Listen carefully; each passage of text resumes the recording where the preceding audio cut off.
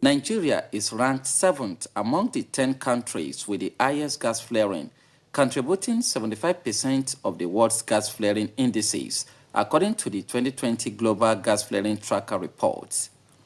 With Nigeria's commitment to achieving climate justice and sustainability, as well as developing infrastructure, particularly in the Niger Delta environment, the option of green bonds is justifiable.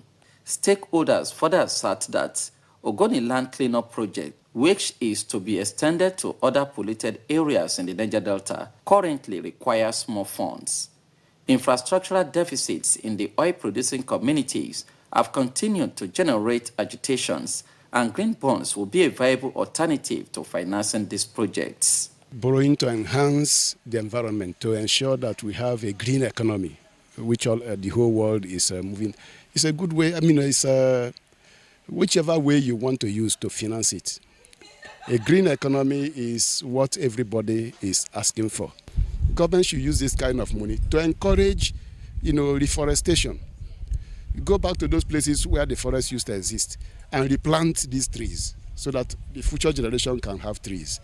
And the more trees you plant, or the more forests you create, the more green the environment becomes, the more they can help us to absorb this carbon from the atmosphere. Even if you have all the hospitals, the best hospitals in the Niger Delta, and yet you still have the causative factor, gas flaring is everywhere. So it means that there will be no end in sight to such problem. So we'll first of all attack the root cause, by ensuring that the environment is protected, which can guarantee sustainable development.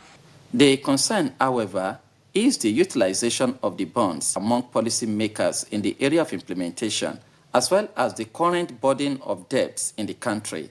This year's budget is 49.7 trillion. That's enough money to be able to drive projects.